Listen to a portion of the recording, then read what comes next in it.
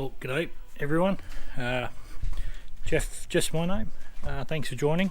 Just wanted to take you through a pretty exciting journey with me as we can convert the Ranger and my touring setup, or lack of touring setup at the moment.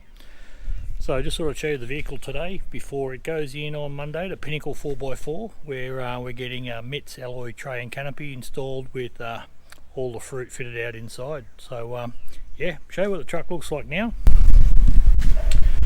So as you can see, pretty standard Ranger that you see around these days.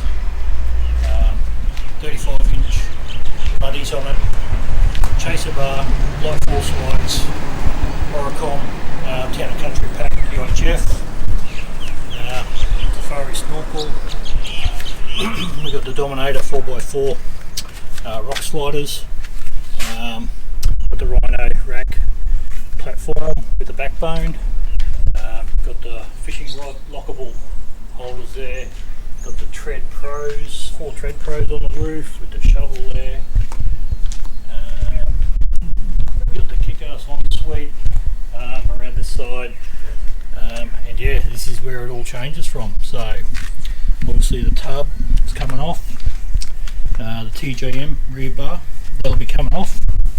Replacing all of that. Yeah. So this used to have a unique chaser bar on it, which was pretty expensive, but didn't survive the trip to the Cape. So it came off when I got back. Broke a lot of welds and joins on that, and it was very expensive, and certainly don't recommend that to anyone. Looks great, but that's about as far as it goes. Not very practical at all. Yeah, so this is it. So obviously I've stripped it out. I'll leave the drawers in it. I'll keep the tub in case I decide to upgrade the car and want to keep the canopy. So for now we'll keep this, but this will all come out. I've stripped all the power system, the fridges, everything out of it. So yeah, it's basically bare bones now. Looks a bit sad, but dare say in 3 or 4 days time it's going to look totally different. So yeah, there's an early look. Yeah, you know, I've already spent a ton of money on this thing, and like I said, half of it I've had to strip off, throw it in a bin because it didn't work. It wasn't practical. I never bought the you know, some of the stuff was pretty expensive, but I should have done a little bit more research. But anyway, here's to bigger and better things in a week's time. So cheers. Okay, cheers everyone, Merry Christmas, hope you had a great Christmas day. It's Boxing Day here for me, so don't mind me, I'll crack a coldie. And I just wanted to take you through a bit of a rundown on yeah, the new Tray and Canopy setup from MIT's alloy, installed and fitted out by Pinnacle 4x4 up at Underwood. So yeah, let's go through it, eh? So you would have saw the pictures before, a bit of a rundown of what it looked like before and the reasons why I've changed after Cape York trip with just a tub. It was just that red dust is just way too much to handle for my liking. So yeah, so I vowed on the way back that we were going to do a tray and canopy so that we never had to contend with that sort of dust again. So this is why we are where we are. So basically it was 3 months waiting time from when I ordered the tray and canopy from MIT's. They had quite a lot of work on, and there was definitely a 3-month delay, which I was made aware of. So yeah, so we went through, worked out what it was that I wanted, and yeah, paid 50% deposit to secure the booking. And then wait the 3 months, basically. A lot of sleepless nights and a lot of watching YouTube and stalking Facebook pages for other tray and canopy builds and that sort of stuff. So probably one of the hardest things I had to decide was what length tray and canopy I wanted. So obviously went for a jack-off canopy because I still want to be able to wheel some of the difficult tracks. That's what got me into this situation right from the get-go was four-wheel driving and hitting hard tracks. So you know that was a must-do for me. So We've got the 4 jack-off legs as well, so everything that we can for touring and camping, everything will be in the canopy, and everything for 4-wheel driving, such as dual air compressors, recovery gear, spare CVs, drive shafts, fluids, belts, everything all sits in the tray. So we've got that canopy off. I've got everything still in the tray, whether it be the bottom toolboxes or the trundle drawer, that allow everything I need for 4-wheel driving. And I can leave camp set up with the awning, 270-degree awning set out, the fridge is running, everything going, so camp's just set up. I can lock everything up so my gear's safe and secure. So to me, that's what I wanted to do. That might not be the case for everyone, but certainly that's the way I envisage us being able to utilise this to its full potential, and hence why I spent the money that I spent. Certainly not cheap. I will go through a full breakdown, itemised breakdown of every single cost in this. I did want to do it once and do it right. They say buy once, cry once. So that's the mantra I've took with this, to try and make sure we didn't have to go back through and redo it. And I've just recently seen a couple of other YouTubers with some cheap import canopies where they've had massive failures and that sort of stuff, and they're now going down this path as far as tray and canopy setup. So I went with the 1600 tray. I didn't want too much overhang. I wanted to keep the tray overhang as short as possible, again just to allow me to maximise the departure angles. And then the biggest difficulty I had was deciding whether or not to go a 1400 canopy or a 1600 canopy. Initially, I was very keen on the look of the 1400 canopy. I think there's plenty of pictures around. I think Az from Az Adventures has got the 1400 on there. Look, I think it looks really, really sharp. But I wanted to make sure that I could maximise a canopy to its full potential. There was no price difference between a 1400 to a 1600, which surprised me. So that was really it. At the end of the day, I decided if there's no price difference, I might as well get the biggest canopy I could get on that size tray, particularly considering the canopy's all for touring and camping and will not be on the vehicle when we're doing hardcore tracks. So that's what led me to make the decision to just go down that path. So again, it's got the usual suite. So then the next decision I had was what I wanted to do for water. If I put a decent sized water tank underneath, you limited your options with the size of trundle drawer you got. So I hummed and hard, changed my mind a few times here. However, I opted to go the maximum size trundle drawer I could, which is 1500, with the movable lid as well. And I explained to you later on why I wanted that removable lid on the trundle drawer. But so we've got the 1500 metre trundle and no under tray water tank. So we did opt for I think it's a 40 odd litre, 42 litre headboard water tank, which is just gravity fed for now, and will carry 20 litre jerry of water on the back for now. I've got the long range 150 litre diesel tank from Brown Davis in there, so fuel range is not really an issue, so I don't need to carry fuel in the jerry can on the back.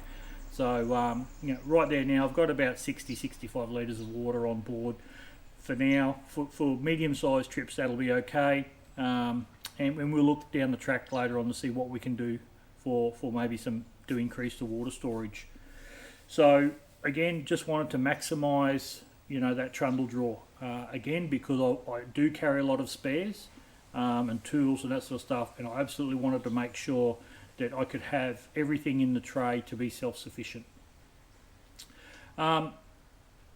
So throughout the tray and canopy, they were probably the main decisions that I really struggled with for quite some time to really lock in what I wanted. Knew I wanted powder coated.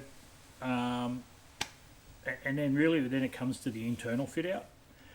The internal fit out again was again stalking a lot of different YouTube clips, having a look at everyone's different setups, trying to work out best I could what we wanted, what we thought would work for us, which may not necessarily work for everyone. So again, through the clips, I'll take you through a walkthrough.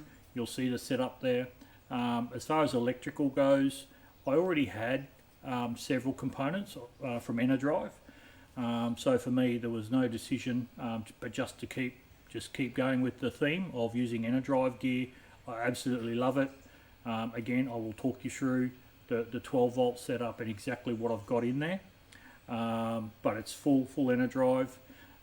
Fridge wise, again, it was another difficult decision.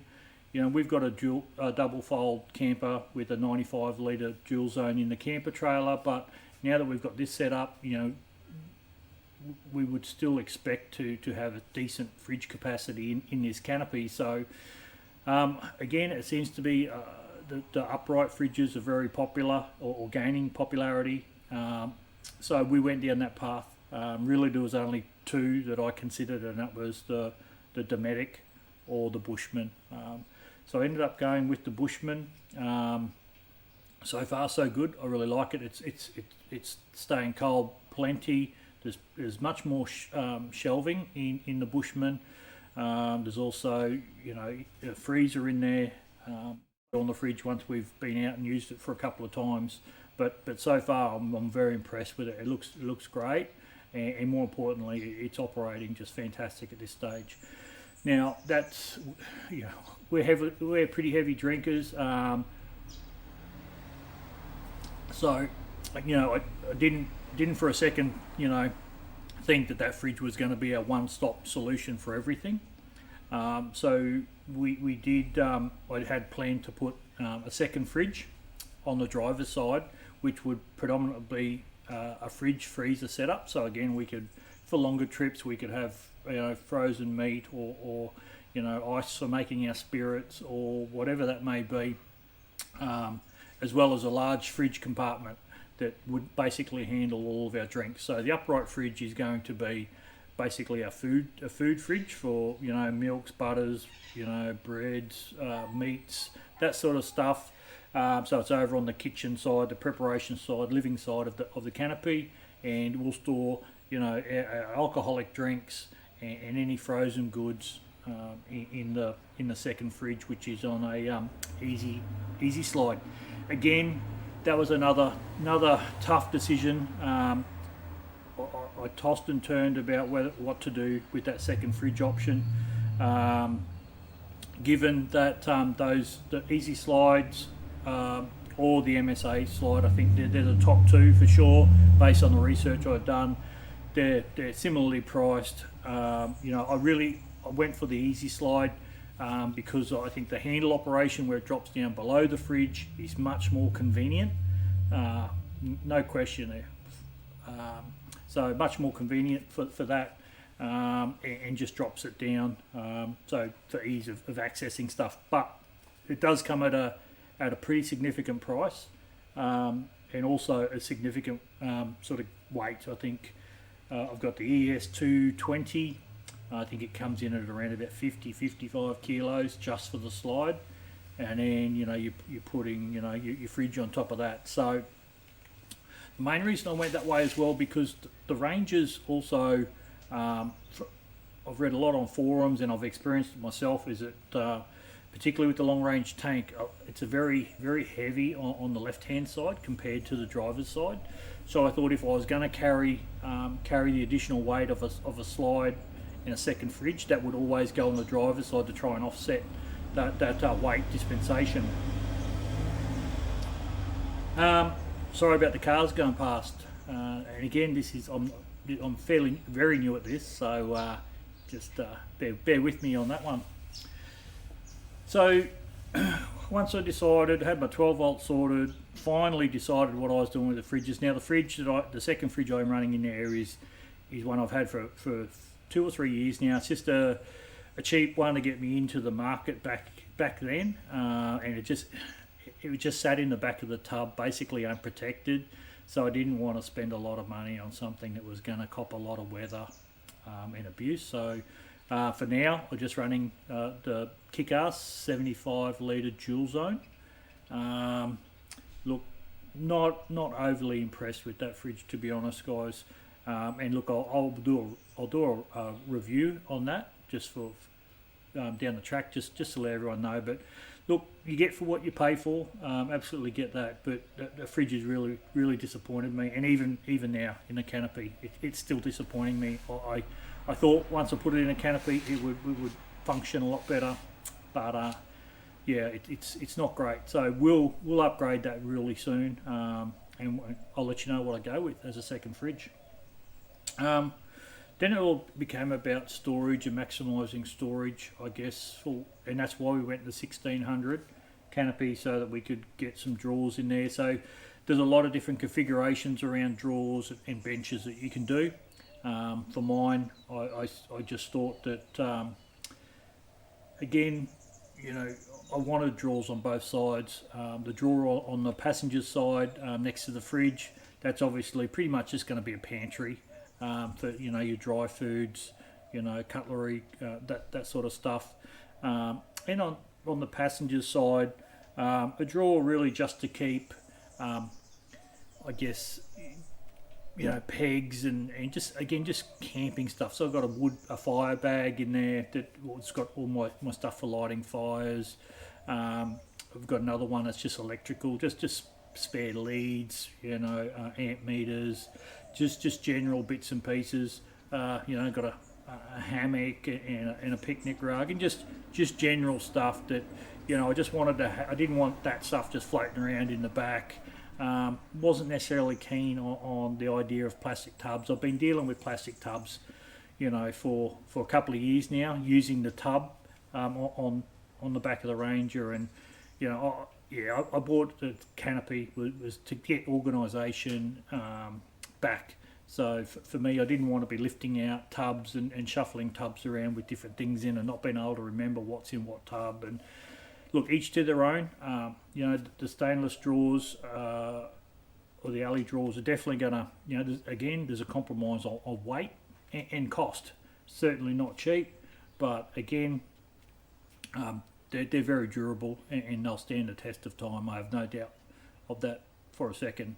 But that's why we've gone down that path. And again, no benches or fold-out tables or anything on the driver's side. It's purely just storage, that second fridge. There is a top shelf which isn't in there at the moment.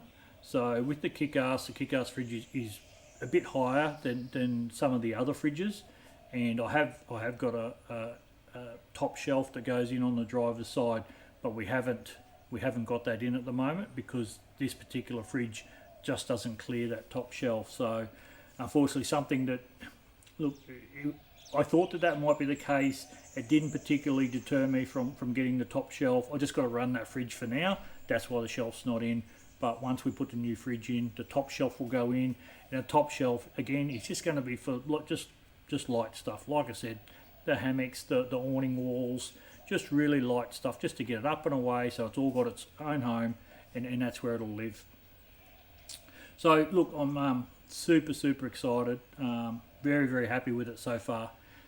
Dying to get out and use it, obviously, but yeah, at the moment I'm just spending the next day or two just you know, just putting all my gear in it, setting it all up. You know, we've also got the Travel Buddy and the oven, the Road Chef oven in that. We've also got the brackets that come from Mitts Alloy as well, so I'll take you through that when we do the walkthrough. But yeah, just a bit of an introduction. What we'll do is I'll take you for a walkthrough, which I'll record separately, so you can have a look at all the different componentry, and then what we'll do is we'll come back and I'll take you through the costing, the pricing, I guess, which not a lot of people are keen to do. But you know, I think, look, anyone can ring up and get a quote anyway, so I'm not telling anyone something that they can't get themselves. But you know, some people just like to know a ballpark. You know, what sort of money would they be looking at? How many do they have to lose? 1 kidney or 2 kidneys? whatever that may be. But anyway, so I'm going to finish this beer and then I'll move the camera, we'll go for a walk around, and I'll show you what it looks like, eh? Cheers.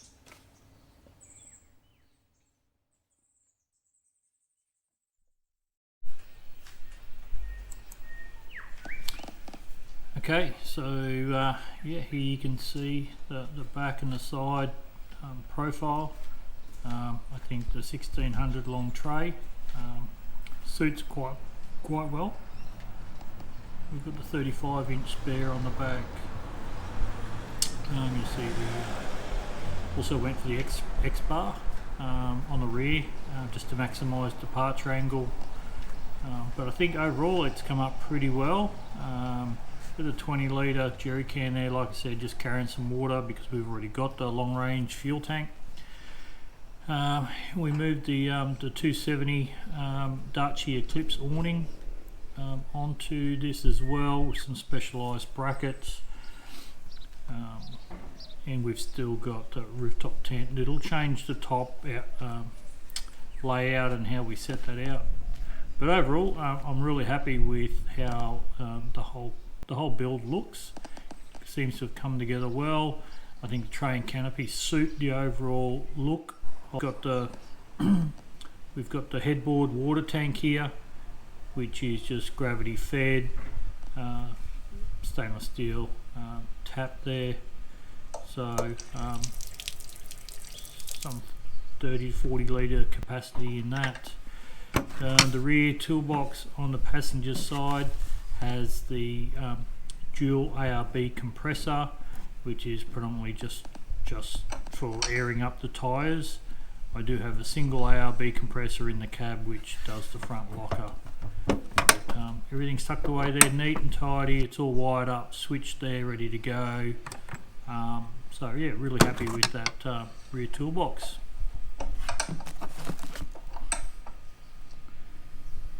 Moving around to the driver's side toolbox, this is just for recovery gear.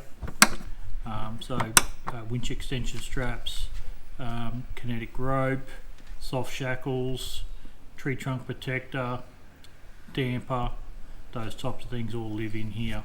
What we've got here ready for the rooftop tent, we've got hardwired and switched 12 volt power supply and also solar input to the DC charger, which has a MPPT regulator on it.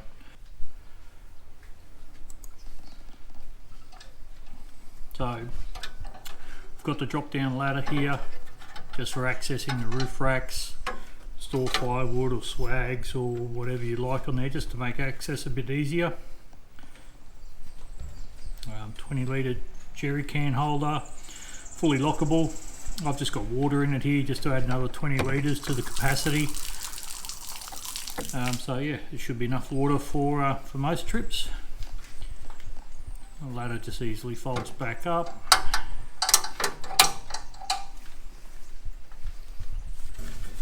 Really liking the X bar. Plenty of recovery points there now. We can either use an equalizer strap or just connect to the center point. It's got the 12 volt Anderson at the back there and all the power requirements for the camper trailer. Said 1500 trundle draw here, which, like I said, just carries all my spare CVs, front drive shaft, tools, fluids, everything in there, and also it's got that removable tray as well. So all neat and tidy. Love the organisation that this thing offers. All lockable. On the back we've also got a set of steady work lights just to light up the back if we pull up camp at night. Again, fully switchable from inside the canopy there, so they'll change slightly when we put the rooftop tent on there, but overall the back's very functional. I think it looks neat, tidy. So moving around to the passenger side now. So in here, this is where all the living happens. We've got the electrical panel up the front here, with the switch panel, fuse block, all the DC, AC, charger, the 200 amp hour lithium We'll run through the electrical system in more detail with pricing in a separate video, so stick around for that. I'll keep your eye out. We've got the Bushman 85 litre upright, as I said. Loving this thing at the moment. It will be predominantly just for food on our trips. Whatever we want to stick up, and maybe some ice blocks or something like that in the freezer. But this side fridge will just be for more food. Then we've got the Travel Buddy or the Road Chef oven here. Again, full, constantly powered, fused, so you just switch that straight on, ready to go. So that'll be awesome.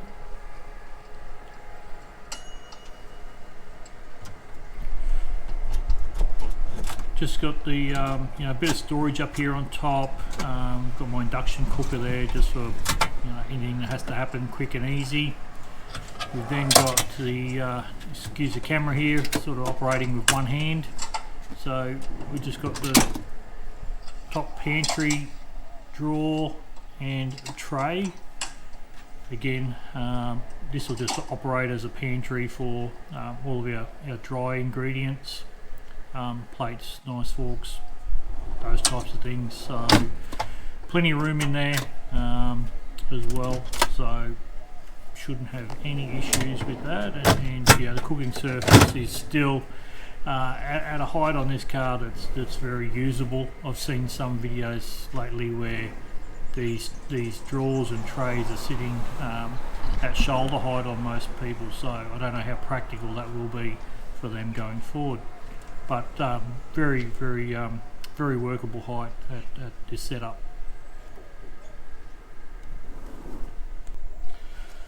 This all slides away here pretty easy. We've also got the core lighting running in each side door, running both colours, the orange and white. Orange to keep the bugs away, dimmable. Look, it's nice, neat, tidy, very easy to use, so very happy with that. We'll see how things go. We haven't got any lights inside the canopy. We'll head around to the driver's side and have a look and see what's going on around there.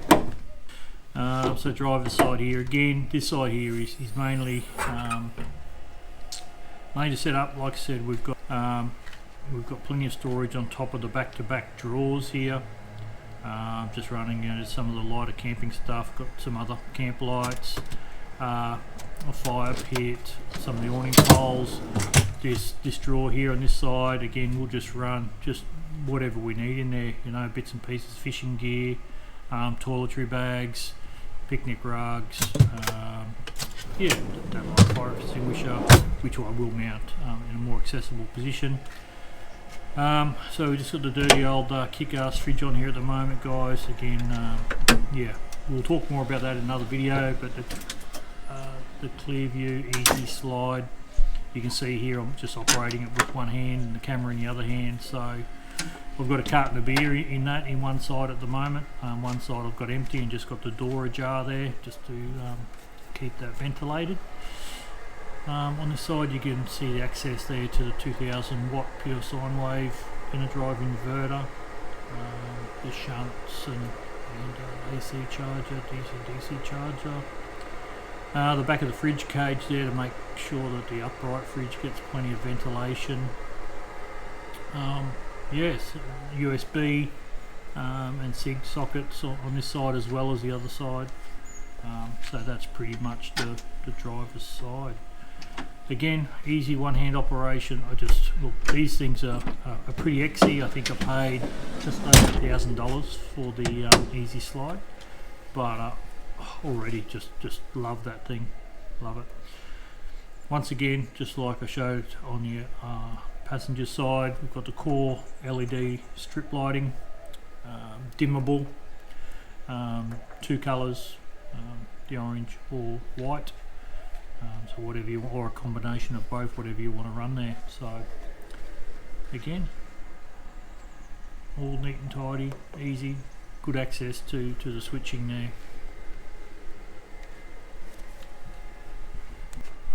So that's pretty much the basic rundown of what we've got there. Again, I'm super happy with the way it looks. I think it's tied together really nice. You're always nervous, particularly when you're spending large amounts of money without knowing exactly how it's going to end up. So let's go and we'll talk about some pricing.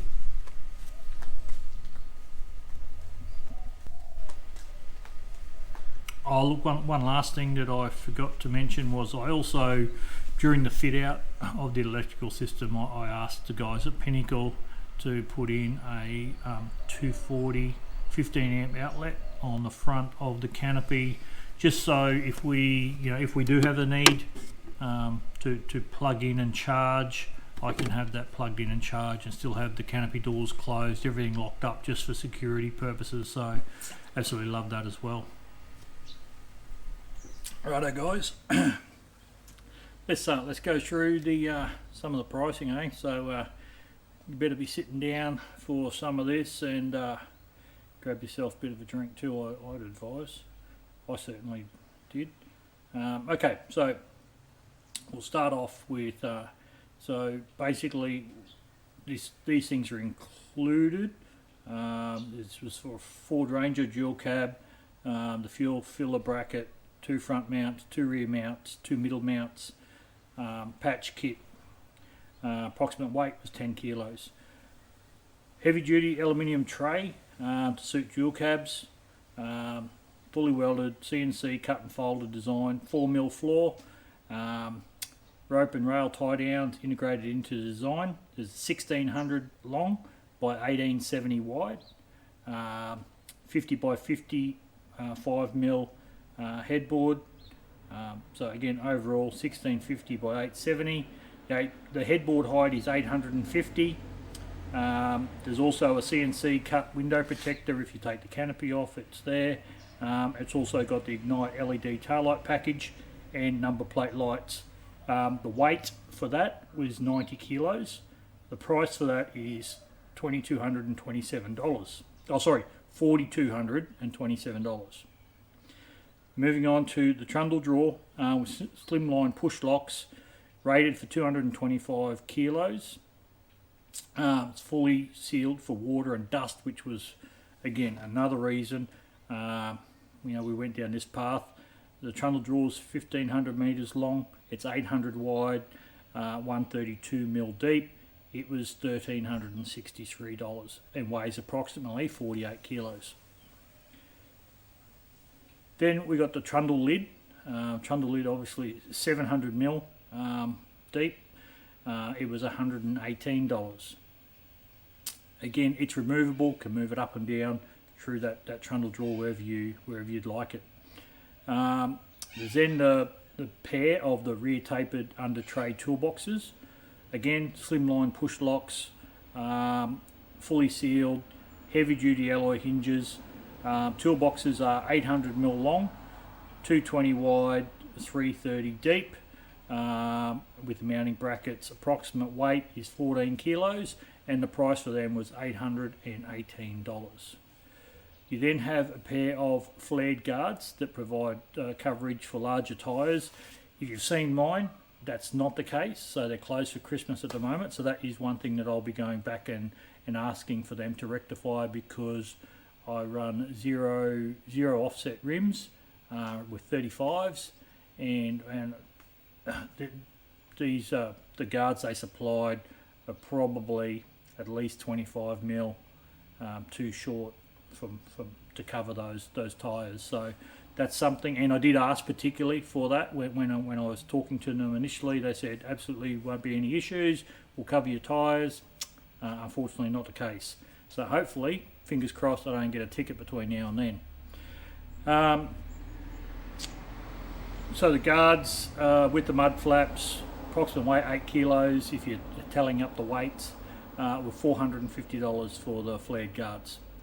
We then had the 30 litre poly headboard water tank with all of the fittings. The fitting kit was $875 altogether. Again, approximate weight for that 6 kilos.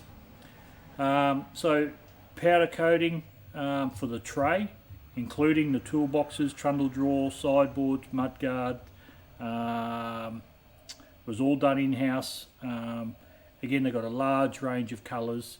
They do it in-house at Mitts Alloy now. So for those interested, I chose Ebony Black. Seems to be fairly popular. It's got a slight texture to it, which I like. So yeah, so the powder coating for all of that stuff was $2,200.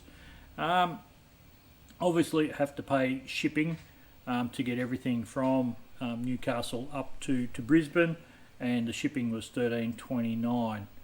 So the total of that invoice for me was $12,519, which basically covers the tray only. So if I just move back to the next invoice, which will be for the canopy. So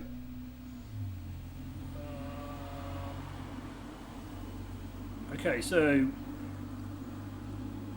we then have the canopy. So heavy duty aluminium canopy, 1600 by 1870 by 850. Again, 2 flush doors, lift off leg points, internal frame with false floor, 2.5mm flat steel, dust to watertight, automotive seals, with a plain alloy electrical panel. Weighs approximately 145 kilos, and that was $5,909. To powder coat the canopy, the box only was $1,000, again in the ebony black. We then had the bolt-on spare wheel carrier, which is compatible up to a 35-inch tyre, $550. Weighs approximately 6 kilos. We then have a 20-litre jerry can holder, again weighs approximately 6 kilos, that was $350. The bolt-on fold-away ladder, that was $500. If you want details, doesn't really say how much that weighs. Oh, sorry, it does. Approximately 8 kilos for the ladder. Then had the bolt-on CNC cut and folded roof rack, and the roof rack was full length of the canopy, slimline design. It was $950, and it weighs approximately 10 to 20 kilos, so depending on the length of your canopy. Moving on, so the powder coating for all of those accessories, so the spare wheel carrier, the jerry can holder, the fold down ladder, the roof rack, the three awning brackets, was $600. As you know, I then chose to have, well, there's no point having a jack off canopy without the lift off legs, right? So there was a no-brainer for me. So the set of 4 lift off legs to remove the canopy, that was $800, so $200 a leg. Approximate weight per leg is 14 kilos, so roughly 56 kilos all up for the 4 legs, at $800. We then had, there goes into some of the internal fitting stuff. So the CNC cut and folded divider to protect the rear and the side of an upright fridge, to suit the 85 litre Bushman. No approximate weight on that because it depends on sizing, but the cost of that fridge frame was $1,000.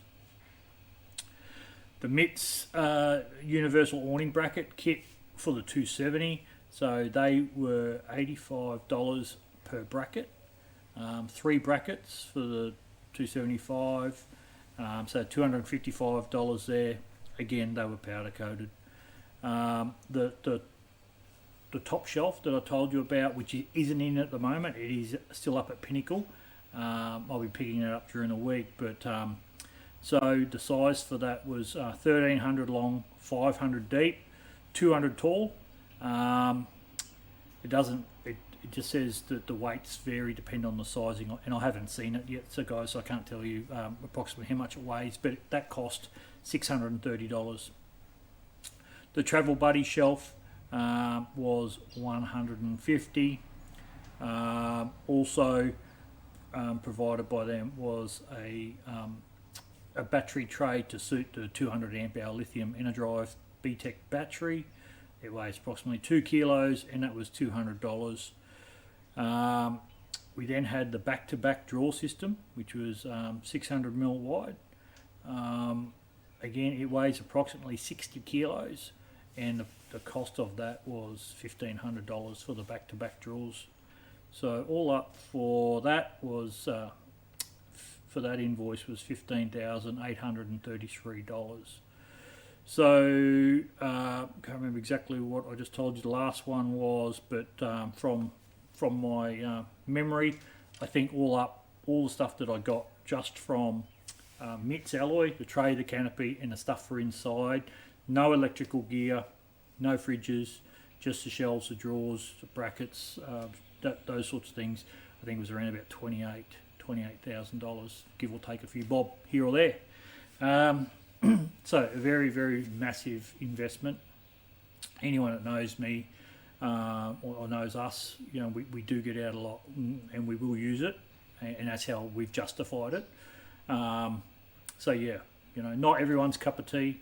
Look, the other thing I will say is, you know, what we're doing with the car now is really just, you know, we do plan. Fingers crossed. You know, we get to do some long-term travel. I'd like to think that I can retire earlier at some stage, and when we do, you know, we'd like to be able to travel. You know, do laps around the country. I don't want to tow. At the same token, I want to have the flexibility if we want to stay somewhere for you know, an extended period. We can jack canopy off, leave camp all set up wherever we may be, and we can go and tour the local areas. So again, taking that mantra of buy once, cry once. Certainly, you know, when it comes time to pay, you'd certainly do a little bit of a cry. But look, I couldn't be happier with what we've got at the moment. Again, totally untested at this stage, but the level of workmanship, customer service from MITS, and from the Pinnacle team, I cannot fault. So very, very happy from that perspective. They've made me, you know, feel comfortable all the way through. At no stage have I been concerned about anything. They've communicated fairly well. They stuck true to their timelines despite the craziness of how busy everyone is at the moment. So yeah, I'll go through a full costing that includes electrical and you know, probably we'll do a total car rundown, because I can tell you now that the total dollars spent on this car is scary now. So with how much we've spent on this car in particular. So that's what we do. We enjoy it. Super excited to get out. We have got a rooftop tent coming soon in the next couple of weeks. So stay tuned for that. Again, maybe a bit controversial. Again, something I struggled to really decide what we wanted. I think with anything, with everything in these days, it's weighing up the pros and cons, and making sure you get what suits your purposes, and what's going to suit our purposes isn't necessarily going to suit everyone else's purpose. So keep that in mind. Look, I'm happy to take feedback, questions. If you've got any other questions, or you want me to run through anything in particular, drop a message down below, and I'll definitely come back to you. Certainly love for everyone to, you know, subscribe, like and share the content. Just a bit of a hobby of mine now. I'm not looking to become the next Ronnie Dahl or anything like that. I just looking for a little bit of a hobby to do when we're not out and away. I'd like to share my experiences with everyone. Again, I found a bit of a shortage of information around how to go about this process, the exact cost, and that without obviously contacting, you know, those companies direct themselves. But if it's just in the back of your mind and you're thinking through those things, it's nice just to be able to have that as a bit of a reference.